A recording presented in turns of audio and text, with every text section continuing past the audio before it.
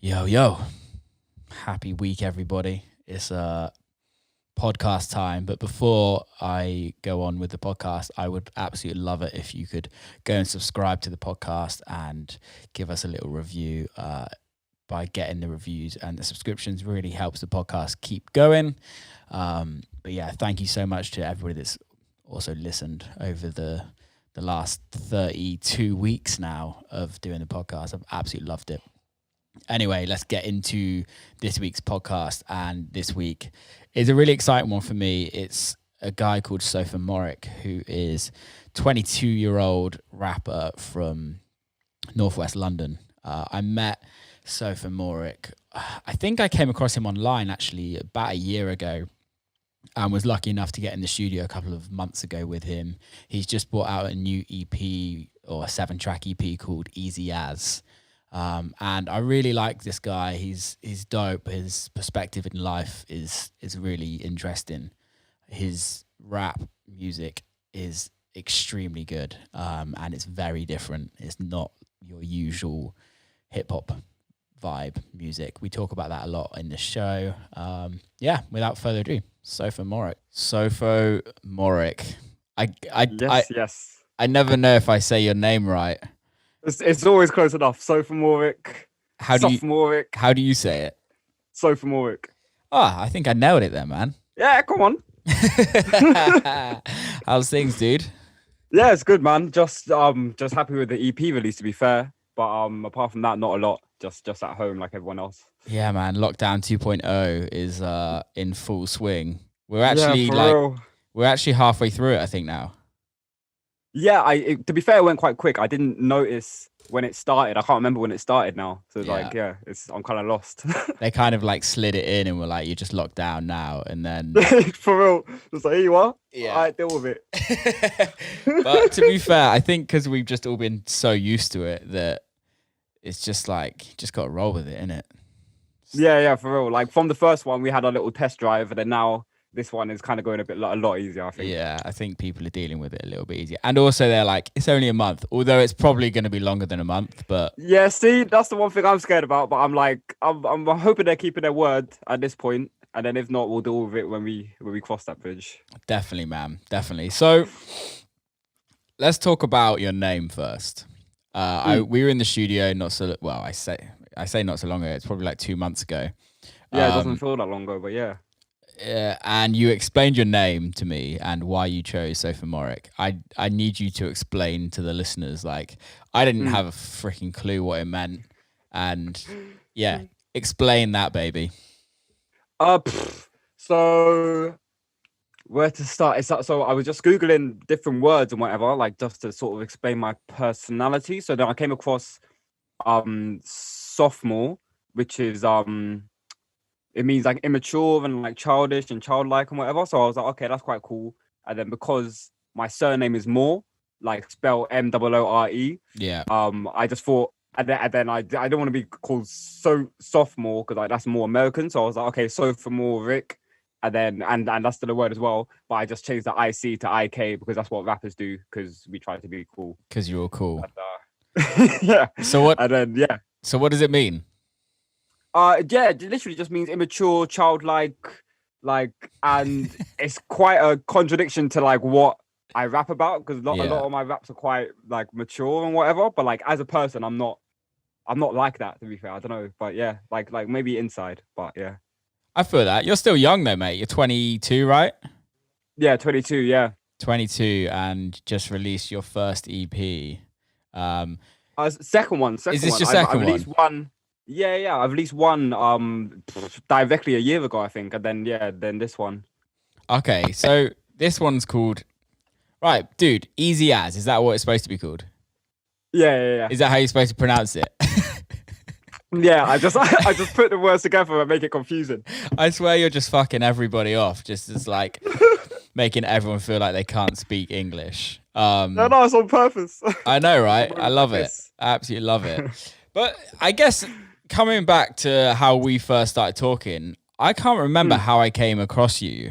But we've been speaking for about a year now. Yeah. And I can't remember which record it was of yours that I heard. I'm just on your Spotify now. I really can't remember, but I came across you and was like, which one was it? Might have been half of it, maybe. Or was that later? Was it Drop Dead Gorgeous? Possibly. Like that was like the 4th song I released from the EP, because it was like As of Late, Bish Bash Bosh, Close Enough, and then Drop Dead Gorgeous, or maybe 11th Hour, which is more of a singing one. Yeah, I think it was Drop Dead Gorgeous. Okay, sweet, yeah. But I was like, I'm not in the hip hop world at all, as you know. Okay, yeah. I listen to a bit of hip hop. I wouldn't say I'm a hip hop connoisseur at all, and don't really follow it much. I like what I like, and I'm kind of generic on what I do like, if I'm totally honest with you. Okay. But when I heard you have this cadence in your voice and the way you kind of rap. It's like not grime. It's not hip hop. It's not anything that I've kind of heard before. And it kind of reminded me of Kendrick. And Kendrick, I'll be honest, I was never a fan of Kendrick. And sometimes it's a bit difficult to get into, but yeah. Kendrick's, it's an unpopular opinion, and everybody listening is gonna hate me for saying that. I because I'm come from like the house and techno world, I like things to be like on time and on beat. Yeah. And Kendrick, for me, although I know he's an absolute genius, but his songs are just sometimes just too left timing wise, and I'm like, my brain doesn't get. But you do the same, but in a way that I get it. Okay. And how did you start rapping? How did you kind of get to where you're at? So when I was year 7, year 8, I was talking to my friend called Josh, and this was just when I started to listen to Eminem, because my mum like sat me down and showed me like some music videos from him on the TV, and then I was like, okay, that's sick. I'm fucking going to LimeWire, illegally downloading everything and putting it on my little MP3, and then I was just listening to it nonstop from that point on. And then then I was talking to Josh, and then he was like, oh, like you should try write something. And I was like, yeah, all right, like whatever. I started writing something. It was basically like an Eminem ripoff. Yeah. But then and that's how everyone starts. But then from there, I kept writing sort of every day, releasing stuff on YouTube, literally just in my bedroom, just with like a really, really bad camera. And then from there, I never stopped. Like I proper fell in love with words and rhythms, and not so much punchlines. I'm not really a punchline artist, but like more like metaphors and similes and stuff like that, just wordplay. That's yeah. And that makes sense, because Eminem, the way you rap, Eminem gives you stories when you listen to Eminem, right? It's not all about the hook. It's not all about making a song that everyone wants to sing along to. It's kind of like the rhythm of his lyrics and the story that he's telling. And you do that very much so. Is like, I wouldn't say your records are like, it's not like a 50 Cent record where it's like all about the hook and everyone's singing along at the club. It's about exactly what you're actually talking about. For real, like I always try to keep it with the message, but like I also try and incorporate some, like I always try and do some melody and some and not focus on the hook, but like be more knowledgeable about the hook, because I never used to write hooks. I always just wrote like 3-minute verses and just going off, and then think I could release that. But then I realized if I can put sort of metaphors and similes in the hook but still make it catchy, then that's how I can sort of tread the line between like a trap artist and a 90s hip hop boom bap artist. Yeah. Do you know what I mean? So that's mainly what I'm trying to do. So is Eminem like the one for you? Yeah, I he's always been my favorite. So I don't think that's ever going to change. Yeah. But there are still new people coming out, like people like Tech9, who's like been around for ages. Yeah. And then, obviously Kendrick Lamar, J. Cole, all of them not. Yeah. That's cool. I remember, I love it that your mum showed you Eminem, because like I bought the Marshall Mathers EP when I don't even know when that came out. And I think my dad had to get it for me because I was too young to buy it. And then my mum like had a fucking meltdown when she heard me listening to it because it was literally like swear words left, right, and center. So I love that your mum just told you to watch it. That's dope. Yeah, for real. So you grew up in London, right? Yeah, Northwest London. Yeah. What was it like growing up? From the beginning. Nothing too strenuous, to be fair. Like I was always just in school. I didn't really hang out outside. Like I didn't really play about my area or anything. Yeah. I just stayed at home, either went to school and then just came back really. And then I had a few select friends or whatever. And then going to secondary school, that's when I met people like Evan, who's part of Scum, like my sort of rap collective. Yeah. And people like Caleb, people like Jordan, etc. And yeah, but I've never really like been like them lot would play out like in their ends, you know what I mean? Yeah. But me, I would go to their ends and sort of play out with them, innit? Yeah. I say play out. At this age, we were like 14, so not really playing out. It's more, hanging out. Yeah, hanging out. That's cool. Like, yeah. That's cool. So when did you get to the point when you were like, okay, I actually want to release music. I want to take this seriously.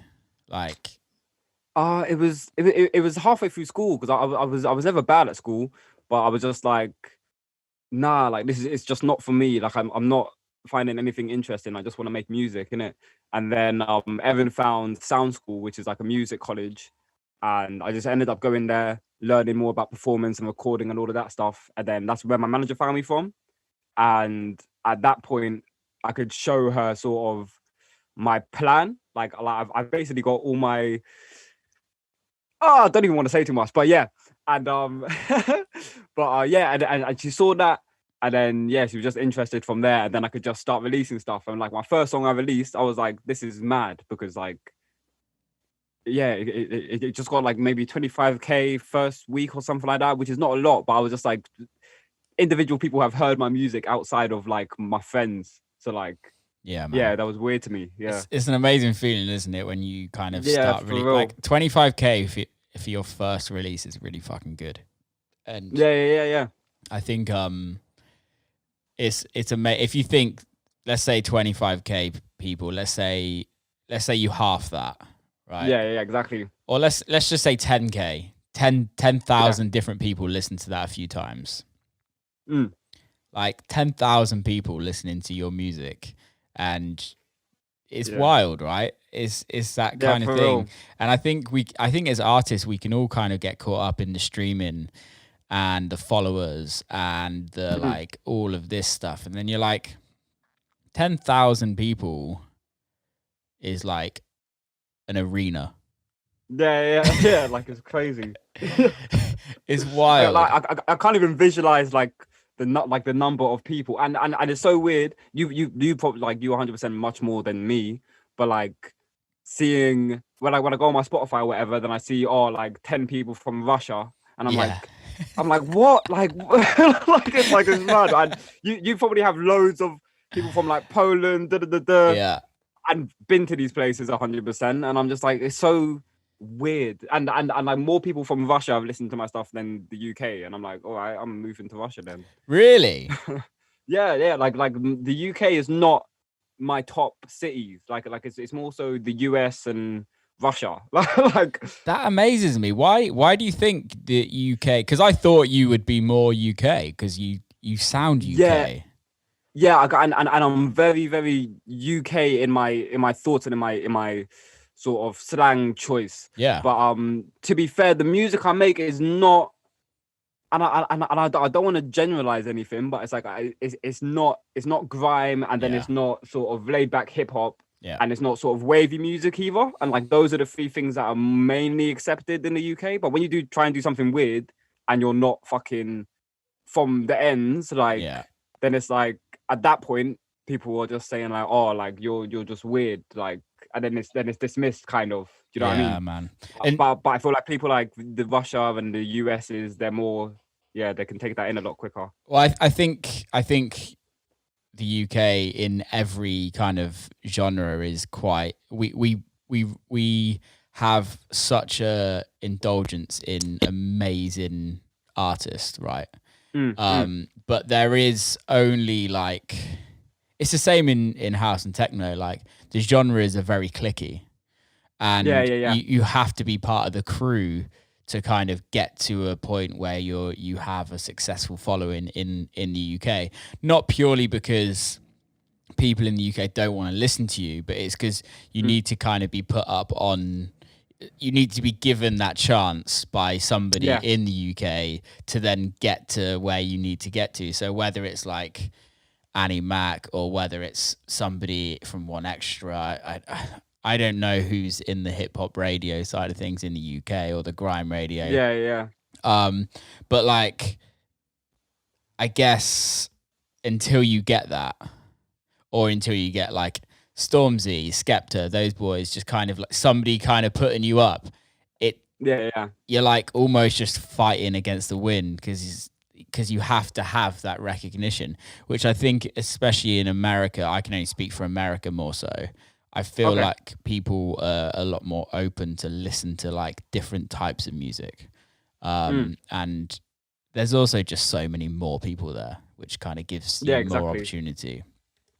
Is London or UK where you want to be big at? Yeah, 100%. Because like at the end of the day, I don't really want to go live anywhere else. Like I don't really have plans to like move to Madrid at some point. Do you know what I mean? And like, like I'm a homebody. I've been in London all my life, and it's more so like I'm not forcing anything. Like I'm not gonna change or try and appease certain groups or whatever. It's just like at some point you're gonna get it or you're not gonna get it, and it's fine, innit? Like, do you know what I mean? But I'm never gonna be like, okay, yeah, fuck the UK, I'm going off. Do you know what I mean? Like I can never do that. Yeah. But I respect that, man. I fucked off to America for a long time. I kind of had to. You might have to get me a plane ticket at some point. I don't know. Yeah, mate, come on over. It's an interesting place. But I guess how in hip hop, how does it work? I don't know. You have to kind of educate me in this. Like, how does it work to get bigger in the industry? Like, what does it do? What does it take? If I knew, I'll be doing it right now. It's really like radio play, and then then also like cosigns. But like, there's stigma with sort of everything. So everything that sort of gets you somewhere, there's a stigma against it. So like radio play is like, oh, like your mainstream now, and then with like cosigns, it's like, oh, so you needed this guy to put you on, like you didn't do it by yourself, and then signing to a label is like, oh, you're not independent, you're just cash cow, So like you can't do anything without someone saying something. So I'm just like, whatever happens, if it fits me, then it's exactly what I'm gonna do. But I can never sacrifice anything to gain anything. Like I can never sacrifice any of my sounds or my artistic beliefs to gain anything. No, I totally agree with you on that. The one thing that I can say, there's always going to be somebody saying something negative, and the thing is those people that are saying something negative, they're only saying that because they're just jealous of where you're at. That is life, and that is just how it is. These people are just motherfuckers, and I can guarantee you that if you started getting played on radio, etc., so many more people will like what you do and kind of be introduced to you than the people that are going to be talking shit, because you don't need to listen to them. They're not worth it. Oh yeah, for real. That's what I'm hoping for as well. So, your new EP, EASYAS, 7 records. Personally, what's your favorite on there? It changes. Like, it was Knuckles because I just released a video for that, and like that's sort of a lot less rappy. But when it comes to like what I like, more so like Live and Learn or something like that, because it's a lot more personal and it's just flows. But yeah. So do you when you're like in the studio and you're writing lyrics, do you go in there and with like a specific thing you want to talk about, or is it literally you're just like waiting till something comes out? So I usually like when I want to do an EP or when I'm working on a mixtape, it's like I write down all my song titles first. So I'm like, okay, like these are all the subjects I want to kind of hit, and this is the order as well. So I've basically got the track list already done before I've even written anything. Yeah. And then I go into the studio, and one of my producers will play a beat. One of the producers I'm working with will play a beat, and the first lyric that comes into my head, I'll be like, oh, does this associate with this song title or this song title? Yeah. And then I just start writing from there. And to be fair, I should try and do something different as well, because all my producers are saying like, oh, you always say like, oh, this is for this EP, this is like, let's just release it, let's just make music to make music. But I'm like, I want a bigger overarching plan. So like that's just how I do it, and it works for me. To be fair, it's been working for a long time. Mate, I think having a plan is the way forward in life. Yeah. As long as sometimes you're willing to step out of the plan just in case. Just, like, I think there's sometimes when you're like, okay, this just doesn't fit in the plan, but it needs to come out. Yeah, exactly. Let's just put it out and let's just see. Exactly. I respect that. So as in plans, is it a plan for your artist career or your release? Like what is the bigger plan for you? Like what's okay, let's start at the top. What's the end goal? I know there's never an end goal, but in the next 5 years, what's the goal for you? Next 5, like honestly, I've got all the releases down in it, like for the next probably even 6-7 years. But I'm like I don't want to say too much. But why don't you want to say too much? Because it's like no one does any fucking allure anymore. Like no albums are like, apart from people like Kendrick and J. Cole and whatever, it's not an experience, or it's not like a movie. Like it's just like singles, a bunch of singles in it, and like it's. Why do you think that is? Because of the way the industry is built now, right now, like the industry is not built for album. It's built for albums now with streaming, because you could put like 50 songs on an album and get it to fucking number one because of how many streams or whatever. But with singles, that's just how people consume music now anyway, because their attention spans as well, I feel like. Yeah. But do you think it's attention span, or do you think it's just the amount of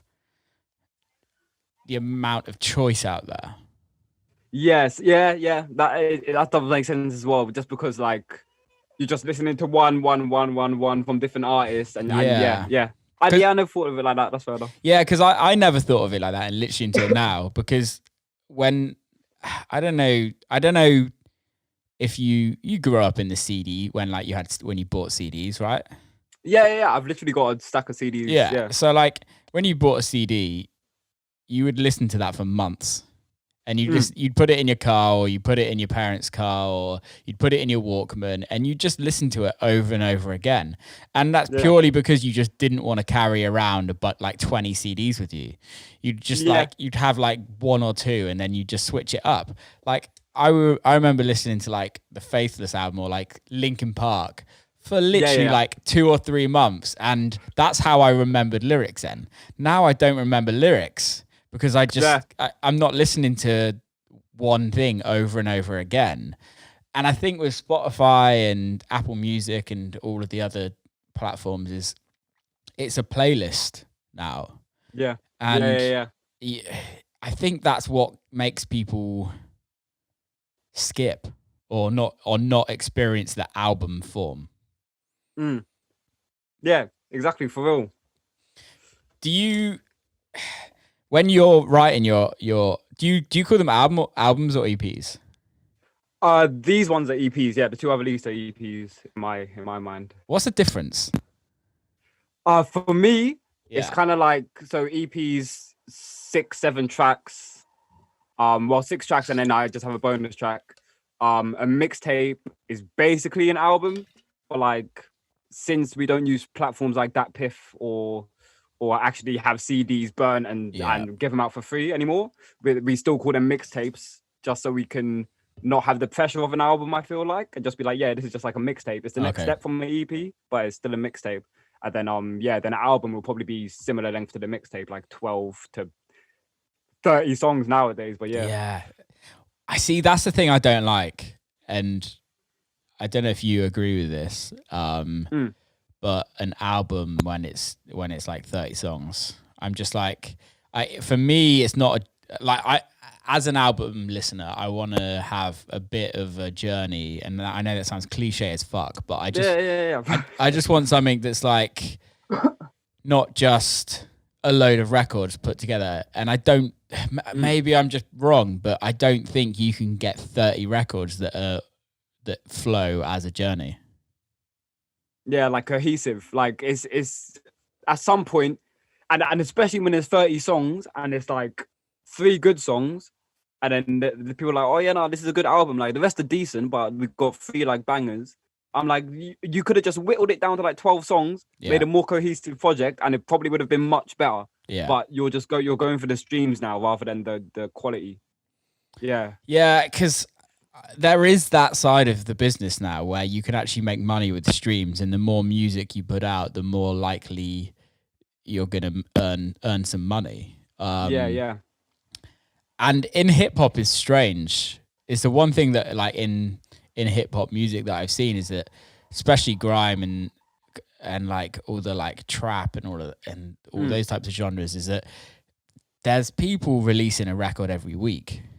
Like just a new record every week. And I love that. I absolutely love, because in dance music, I don't know anybody that releases that much music. Like I probably make enough music to release one every week. But for my industry, it's more like planned, and for the hip hop side of things, it feels like it's just more like organic and more like spit and sawdust.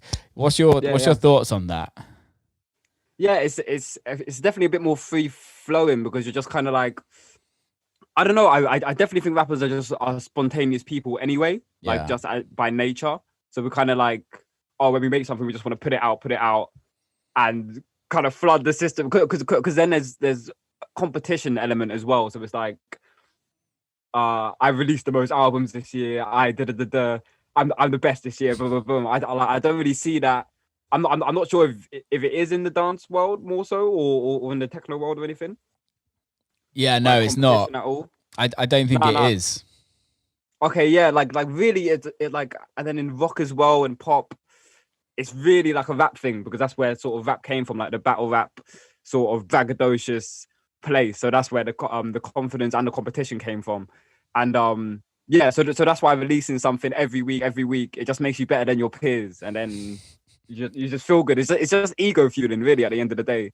But I don't know whether it is a good thing for me, because I just love listening to new stuff every Friday. Yeah. But I don't know if it's like flooding the market. Would you do one every week? One project or like song? One song. One song. I could do a song every week, yeah. But it would have to be like semi throwaways, like not my like favorite magnus opus. Do you know what I mean? Yeah. I'm really intrigued, especially for me. Like I'm really intrigued to do something like that, where because there's that law of averages, right? The more you release, the more likely you're gonna have a record do well. Yeah. And you hear that, especially like in like the trap artists, where like they release so much fucking music, and then all of a sudden one record pops off, and then everybody wants them, and they're they're hot for a minute, and then the next kid comes along and does the same. But there is something about releasing an EP or an album that is like, does it feel, I've never done it, so I wouldn't know, but I guess, does it feel like you've accomplished something when it's out, or does it feel like what's next? It's a bit of both, to be fair. Like, because I'm already working on my next thing anyway. I'm like, okay, like on to the next thing.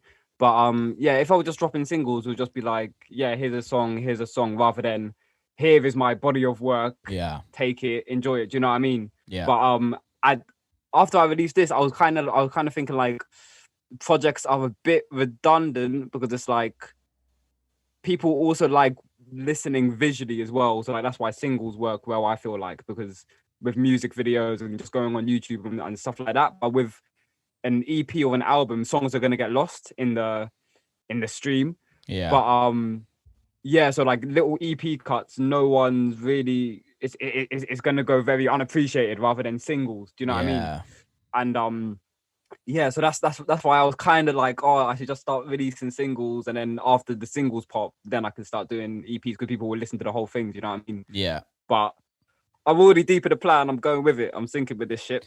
Just roll with it, mate, because I think I think you're onto something. I like the EP standard, and I like how I haven't got big enough balls to do it yet.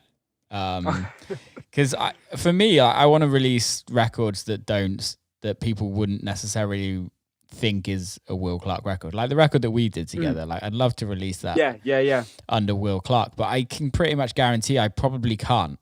Yeah, because it's just gonna alienate everything.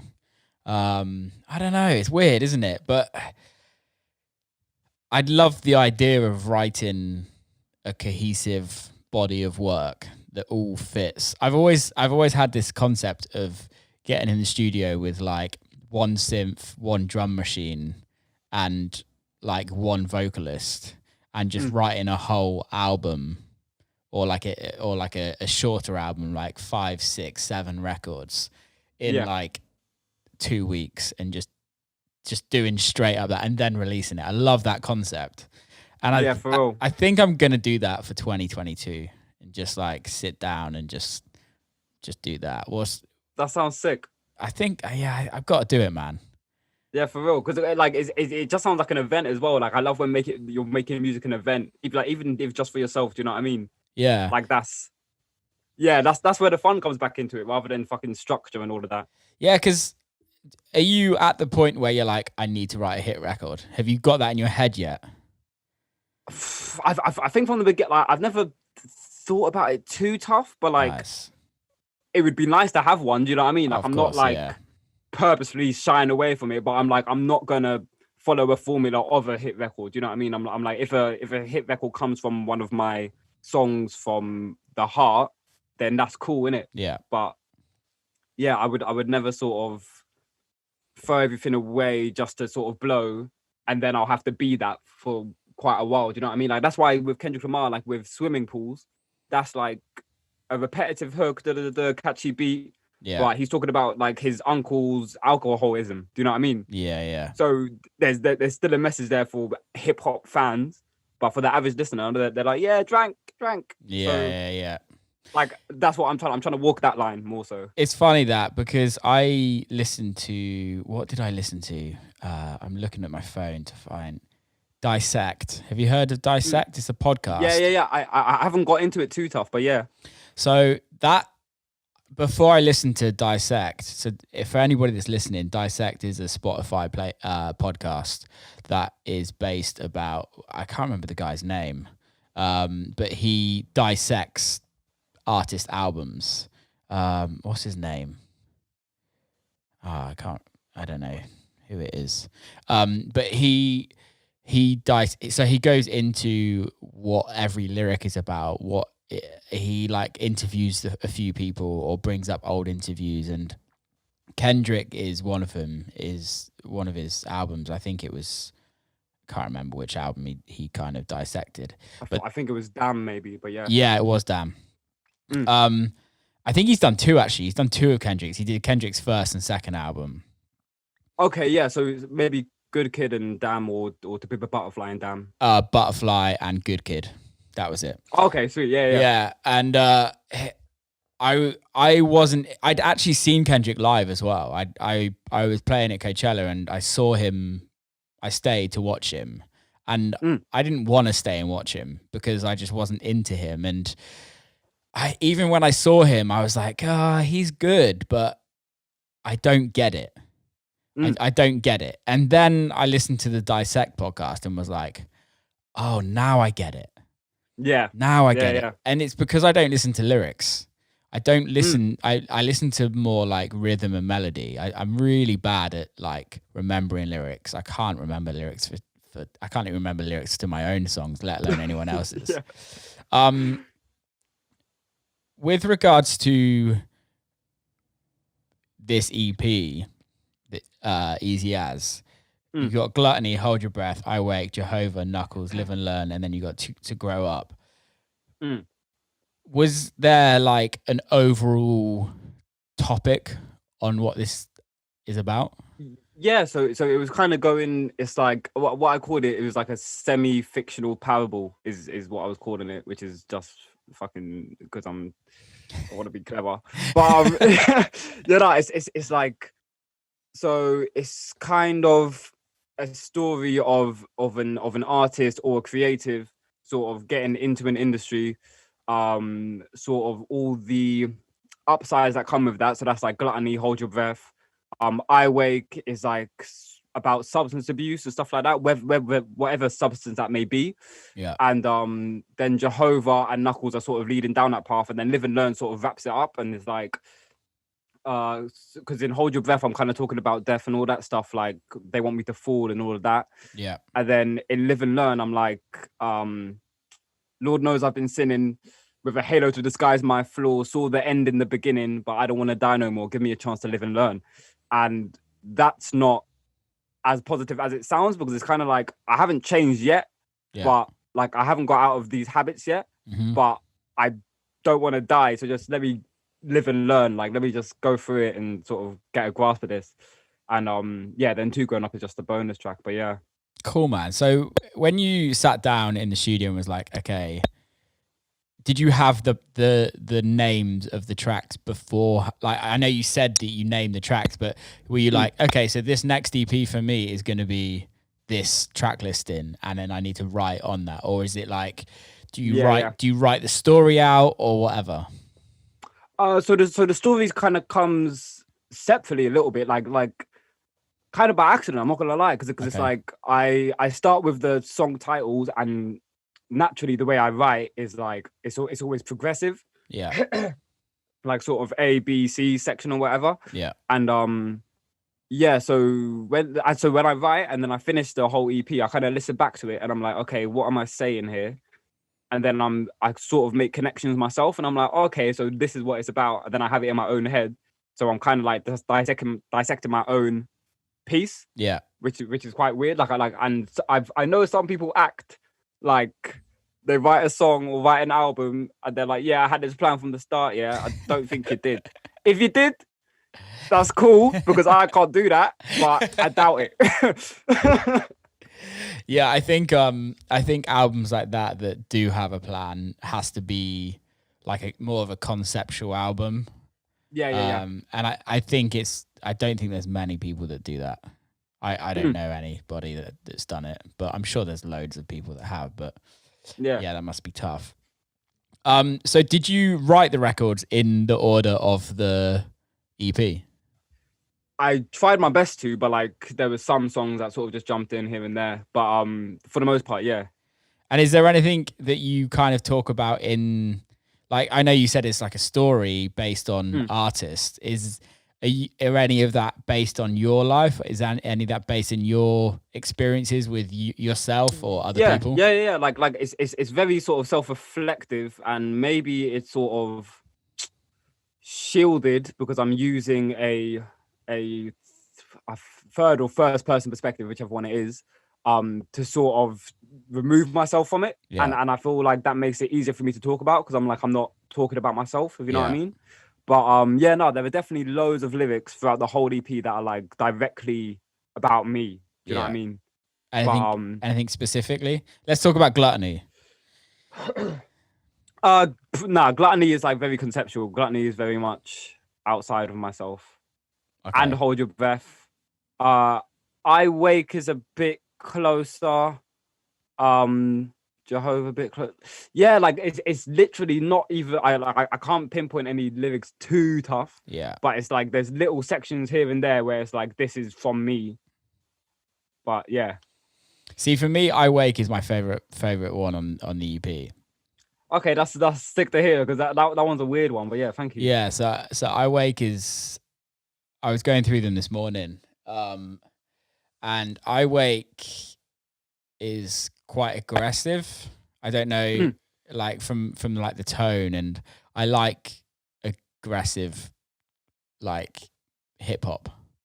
Yeah. Like I like hip hop that kind of makes me feel like, oh, something's gnarly's going on. And it does, and it's got, what's the sample in it? Alan Watts. It's Like dope. one of his speeches. Yeah, it's dope. I dig it. It's a really dope record. What was the process in writing that?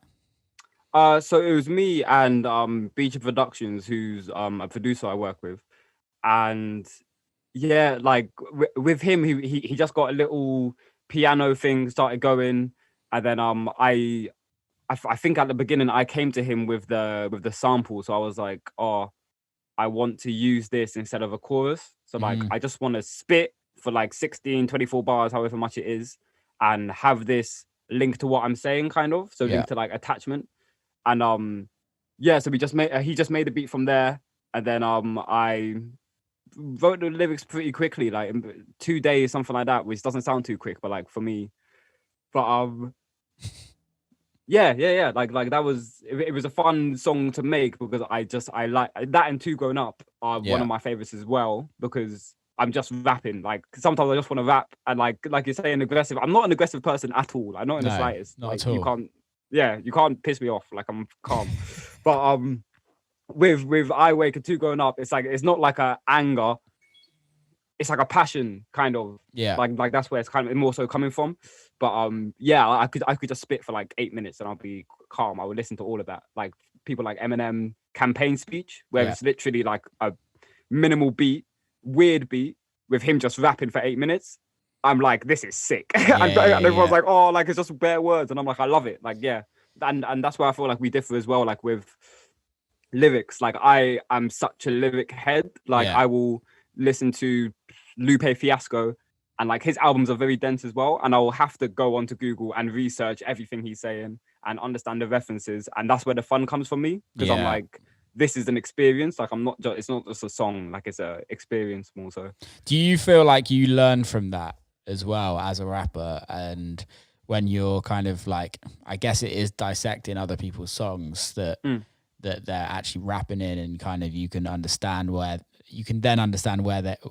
they what they're talking about, and then how they relate to that. And then do you kind of bring that to your life and bring that to when you're getting in the studio writing?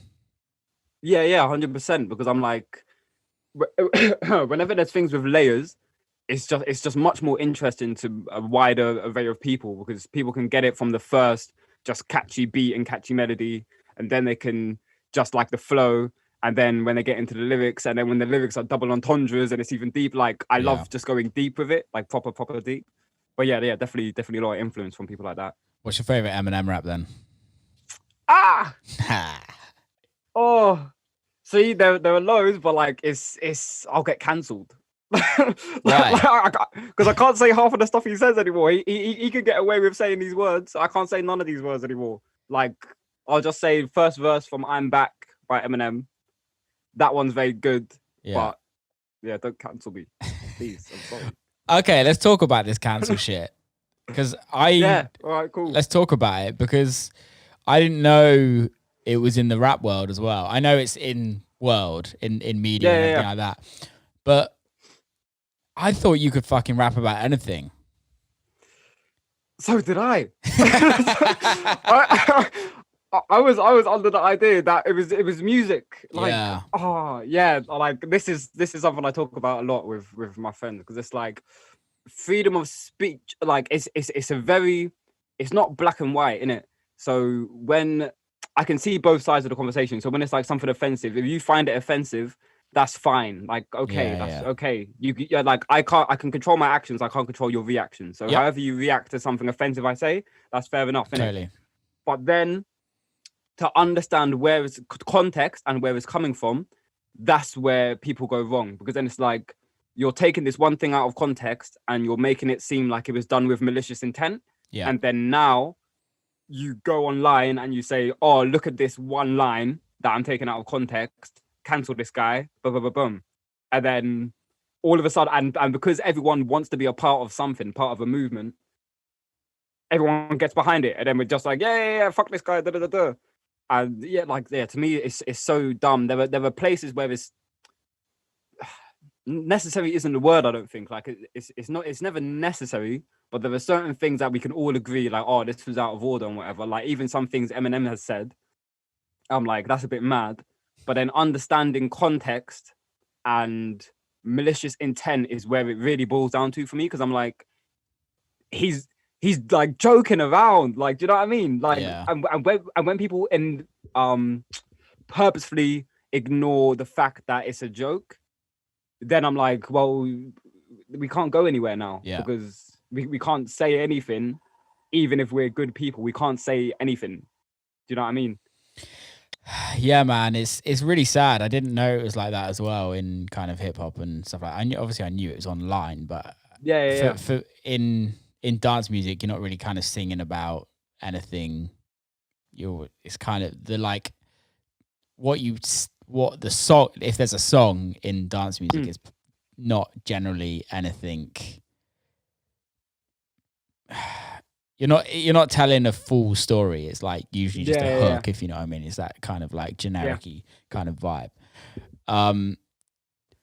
I find with it though is that it puts like a blanket on creativity. 100%. And like, it's so sad that a few people that finds one thing offensive tries to then ruin a whole career for no reason, really, unless you have done something that should be. Yeah, like exactly, and that's where that's where it's not black and white comes into play as well, because I can say this point of view and this side of things and be like, oh, like cancel culture is bad, and then you can take one scenario where someone done something actually mad in real life, or and be like, oh, but what about this guy? Shouldn't this guy be cancelled? And I'm like, oh yeah, no, fair enough. It's from a basis to basis sort of term. Do you know what I mean? Like it's from person to person. It's not a blanket. I never make a blanket statement with anything I say. It's like you can apply it to certain things, and then if you just choose to ignore that, then like you're dumb. I remember years ago that with Eminem, it was like based on him like hating gay people supposedly.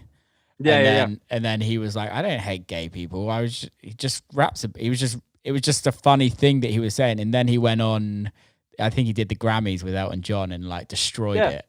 And it's really sad. I find it really sad, but I also, I think everyone should watch what they say to a certain extent. You don't want to go around offending people on purpose. Like I've offended people online and not purposely done it, right?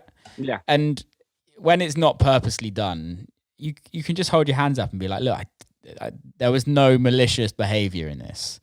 Yeah. And I think that's the thing, is that I think especially during like lockdown, a lot of people have kind of got their rocks on and are a lot more sensitive, which is totally understandable. Do you think it will ever change? Do you think it will ever go back? Yeah, see, I don't think so, because now we're so sort of deep into it where it's like it's something to do. Do you know what I mean? But then also it's like you can always think of it as a good deed. So then you're thinking, why would we take away doing a good deed? Do you know what I mean? So what do you mean? So like say if someone does something actually mad and whatever, and then canceling also never works. Like someone's never cancelled. Do you know what I mean? Like you can stop supporting them. That's more so what should be getting done. Yeah. Like stopping support for someone who's, say, an abuser or homophobic or stuff like that. Yeah. Because you can't cancel anyone. It's just impossible. But what was I saying? Fucking. We were talking about. It was literally like, is it ever going to go back to how it was? Oh, yeah. Like I really doubt it. And to be fair, it's good to hold people accountable for certain things. But when it isn't a mad thing and they apologize and you can tell that they're a sincere person, to hold on to that cancel thing, just to be like, no, we don't accept your apology. Not good enough. You're cancelled. Yeah. Like, you don't have that sort of power over anyone else. You have power over your actions, so you can stop buying their stuff. But yeah, at this point, it's just gonna stay the same for a long while, I think. I think that's the thing that I really dislike about the internet, though, because it's that clickbait, isn't it? Like, I can tell you one story, and then you could carry that story on to your mates, and then somebody else could then carry that on. And it's Chinese whispers. By the end of it, the actual context of the story's gone. For real. And I think that's what I really struggle with the internet, is that, and it's kind of why I've stepped back a little bit from a lot of social media, because I don't want to be like, nothing that I ever say is ever meant to hurt someone. Yeah, exactly. And but I'm not perfect. You're not perfect. None of us are perfect. We're all going to offend somebody at some point in our lives. But the scary thing is that you can say one thing or you can do one thing that in context at the time would never feel like you're disrespecting somebody. But in the context of the internet, it's so disrespectful and everyone jumps on it and it's game over. Yeah. And that's where, up until that point, I get it, innit? Yeah. But then when you said game over, if we don't want people to change, or we don't accept someone actually changing, then where can we go as a human being? Because we do one thing. Say if we're not something, like we're not a fucking neo-Nazi, whatever, yeah? If one thing happens, and then you make me that thing now, and you say, that's you, and I'm like, no, it wasn't a mistake, and you say, no, that's you now. What else can I do? Now you're kind of making that person that. Yeah. You know what I mean? Because now there's no room to move. Do you know what I mean? So really it's about acceptance and kind of letting things go where it's necessary. Like where you can let it go, let it go. It's not a big deal. It's strange, isn't it, as well? It's interesting, like you said, about the neo-Nazi. I remember listening to a Joe Rogan podcast, and he had, I wish I remembered the guy's name, but it was a black dude that in America that actually had converted like 200 or 300 KKK members like over the years. And he was actually a musician. And the way it started was he was performing in the South somewhere of South America. Not South America, but in the South of America. And he got talking to this white guy, and this white guy had never spoken to a black guy before. And they got talking, and the white guy was like, I'm a member of the KKK. And the guy was like, well, why? Pretty much. Like, and he was like, I've never spoken to a black guy. I've always been told these things about black people. And I didn't know you could be this intelligent. And it was kind of an education thing, and that's where it started for him. And he went back to this place for years and kind of built this relationship to the point where this guy gave up being part of the member of the KKK, and kind of this kind of rolled on, and there was like 200-300 members that he eventually kind of changed and moved out of the KKK. Not doing it to say, I'm going to change you, but doing it to give people the option to change. And I think that's so important in life. Change is so important for everyone. And don't get me wrong, some people are never going to change, right? Some people, and that's absolutely fine, and you can allow them to do that. But I think the internet doesn't allow people to change. Social media doesn't allow people to change. Yeah. It's so strange. For real. Because like I've never heard that story before. Like, that is crazy, because with say that black guy said to him, oh, you're okay, fuck you, blah, blah, blah, blah. But like, he was like, oh, why? And had a fucking intelligent conversation or whatever. That led that person to remove his prejudice. And I get when some people are like, it's not on me to change someone's homophobic or racist view. It's not on me. And I get it, innit? Like, it's not your duty to do that. But in places you can do it, why not? Because that's a much bigger impact. Change is a much bigger impact than ignoring, because you can't just ignore. We can't ignore all of these things. You know what I mean? And pretend it's not there. It's gonna be there. So the bigger impact is trying to change it individually. And I definitely think that's a much better way of going about it. The guy's name was called Daryl Davis. Okay. Check him out. It's episode. I'll text it to you after. It's really, really interesting. But this has been happening for a long time now, and I don't like it. Happened a while ago in dance with an artist called Tenwalls. Okay, and don't quote me on what he said. I really don't know like what he said. But at the time, he was one of the biggest artists in the world in our scene. And he said something about gays. I don't want to say fully because I don't know how true it is. But it was something like gays are like pedophile. Gay people are like pedophiles, or they're just as bad as pedophiles, or something like that. Yeah. Which we all know is just fucking bullshit. Yeah, Jesus Christ. And he literally got destroyed in a matter of a day. His management dropped him. His agent dropped him.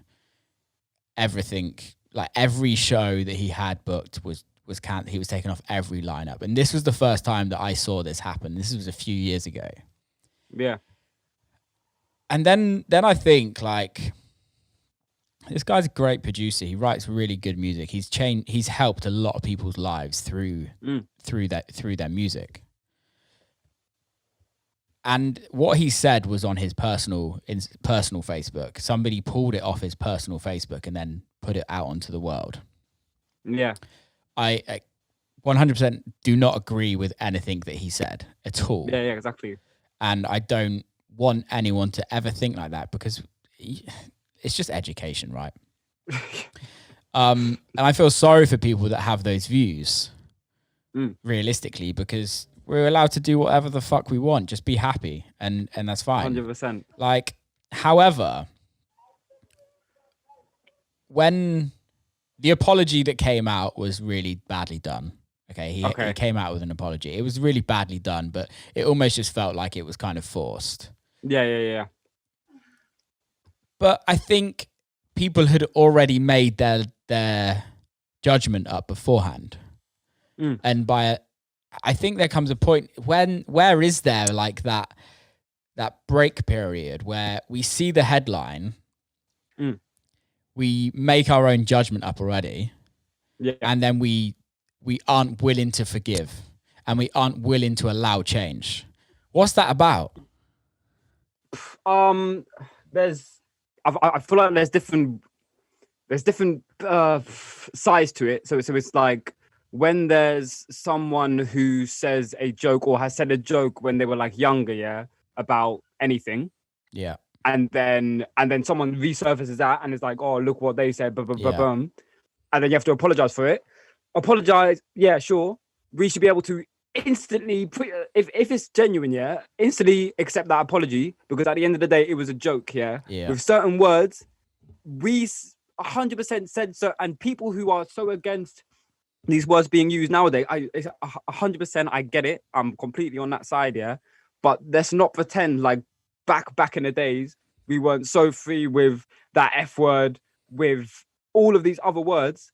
We're like, do you know what I mean? And even the word bastard, like someone could take offense to that. Do you know what I mean? Because that's a mad word. Like for if me, you think about a single parent household. Yeah. Do you know what I mean? And that was an actual thing. Like people would call a child from a single parent household just with their mum out of wedlock. They'd be like, "You're a bastard." Yeah. But we still use that word because we forgot about it. Yeah. So like with words like that, everyone, whatever, when it was said, and now people understand you can't say that word, innit? Because it causes offense to people, and if you're a good person, you never want to cause offense, innit? Yeah. So you'll take that back. But then on the other side of things, with that guy's statement, where he said, where as his own view, not a joke, as his own view, he said, oh, well, allegedly, I don't know either. Yeah. Like saying gays are pedophiles or whatever. That's you can't even move that around to be a joke. No. So at the end of the day, that's your actual view now. And I, as a person, a listener, a consumer of your art, should be able to know. Should be able to know your personal things. And even that is a bit strong, because at the end of the day, you're a human being. Your business is your business, isn't it? Yeah. But if I happen to stumble across it and I don't like it, I should be able to. It's so tricky. It is, isn't it? And this is the so thing. Tricky. This is the thing. Yeah. It's like you're allowed as a listener, right? As a consumer of the art. Yeah. Do you have to like the artist? Me personally, more so in rap, 100%, because with rap, it's like you're telling your story. And then if I find out you've done something mad, then I'm like, okay, I can't really listen to your music anymore, because it's you, innit? But then with say a producer or something like that, where it's like you're not saying anything in your music, like there's no, say, lyrics or whatever, then it's like it's less about the personality and more about the music. So then do I do you think it should just it is weird, because it's like I think the thing that I struggle with the most, and it's happened to, it's weird because I think there's levels of where on what the cancel culture is at, if you know what I mean. If somebody's raped somebody, then come on, get the fuck out of here, right? We all know that. But if someone says something that is a joke, that is clearly a joke, but we're and apologize for it as well, like fair enough, whatever. But I think it's just people just love holding on to grudges.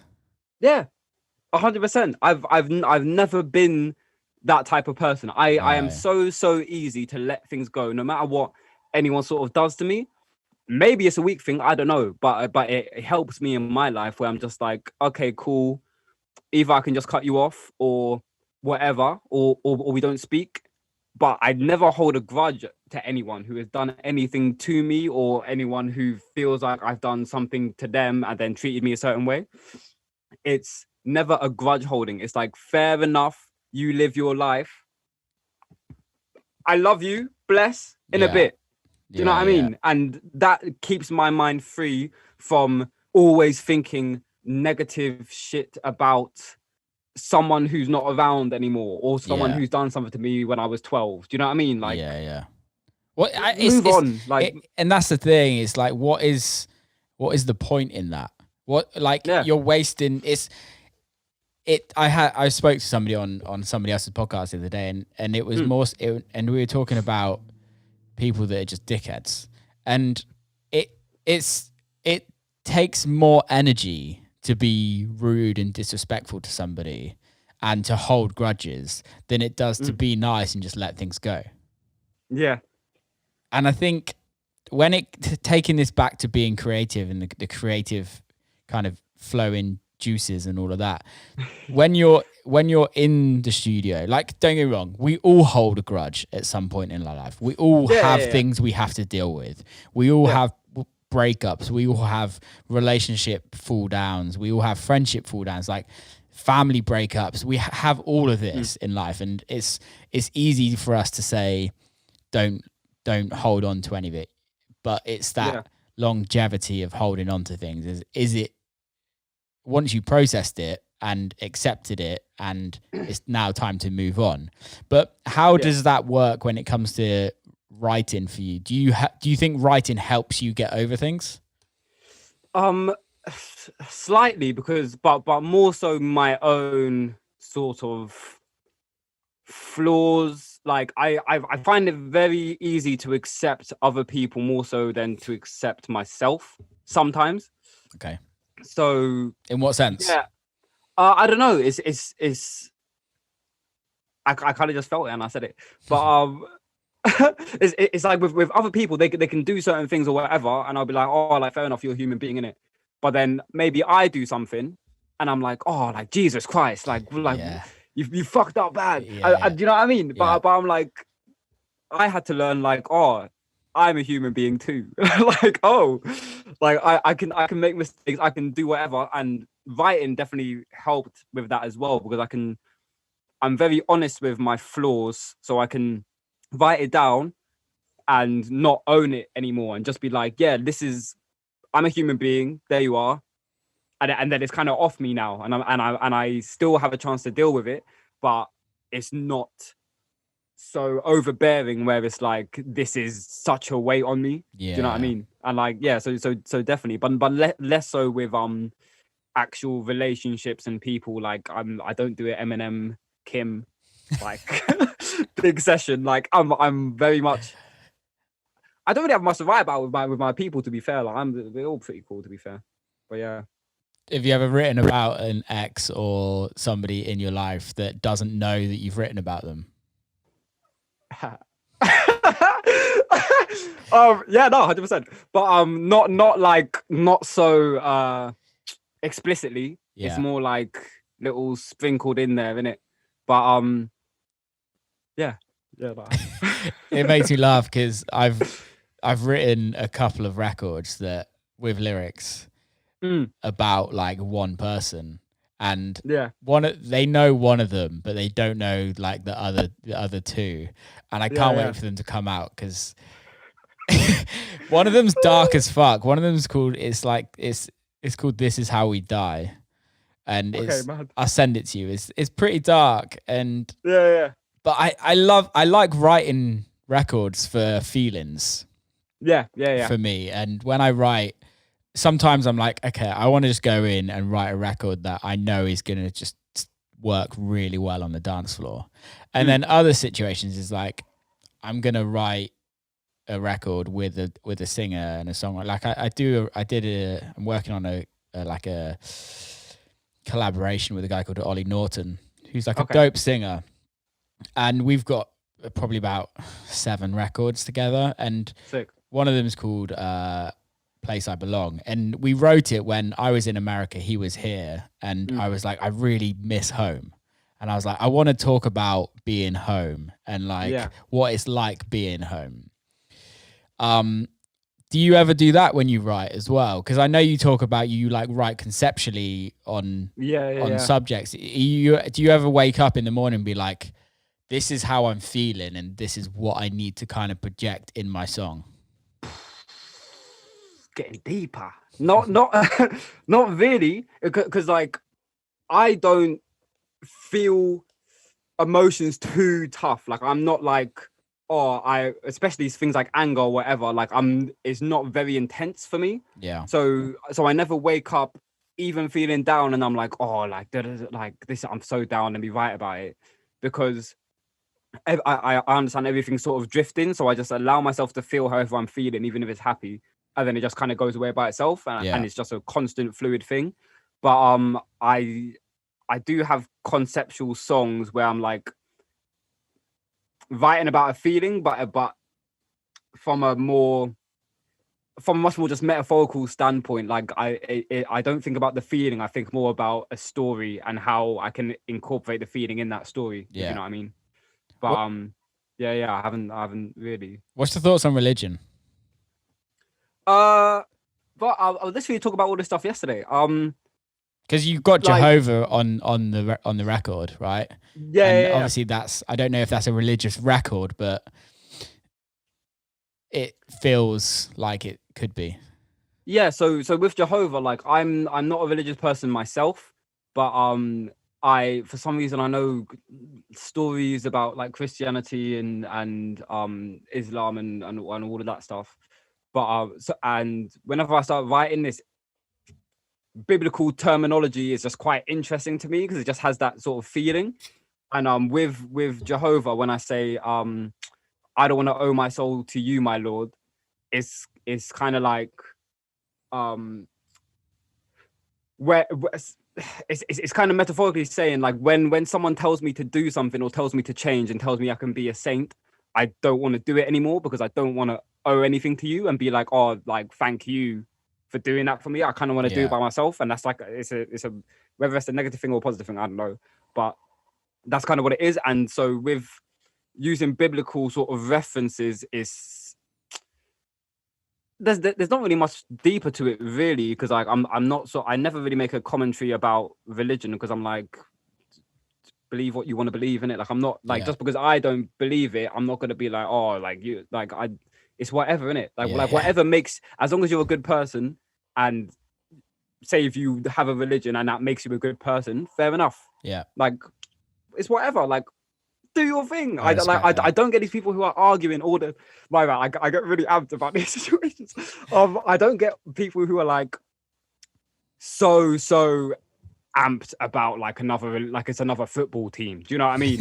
Like, do you know what I mean? It's like, bro, like what you're angry about is extremes. You're not angry about a religion, you're angry about an extreme. And extremes in any circumstance can be terrible, innit? But generalizing an extreme, it's like Arsenal are playing and Arsenal loses, Arsenal fans go out and do some hooligan shit outside, and your friend is an Arsenal fan, and you go, oh, you lot are just, what do you mean you lot? I was with you, bruv. Yeah. Like I was here. So what are you talking about? So it's generalization now. So it just comes down to accepting and nuance. Like everything, like that's my main sort of force, is like everything is just nuance, nothing's black and white. So even when I say these things very strongly, I understand there's a completely different side to it, and I'm open to that as well. Well, I think that's the thing. It's the same. It's kind of what we were talking about cancel culture. It's kind of the same about what we're talking about streaming. It's the same in everything, right? Yeah. There is always an extreme to something, and by acting upon the extreme is never an educated way to act, because the extremes never stand for the whole thing, whatever that thing is, if you know what I mean. It's like, otherwise there'd be more people in prison than there is outside of prison. Yeah, if you know what I mean.